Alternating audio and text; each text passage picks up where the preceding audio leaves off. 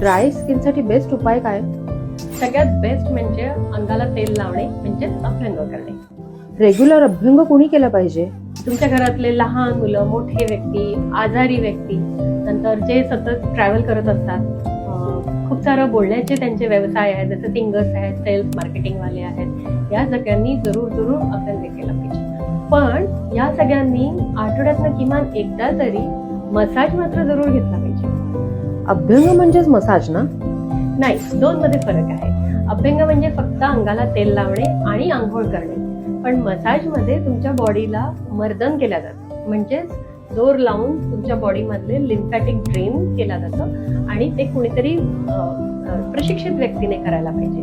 त्यासोबतच त्याच्यासोबत स्टीम पण दिल्या जाते, ज्याने तुमचे जे टॉक्सिन्स शरीराच्या बाहेर पडतात, थकवा निघून जातो, शरीराला तजेला येतो. मसाजचे अजून काय काय फायदे आहेत?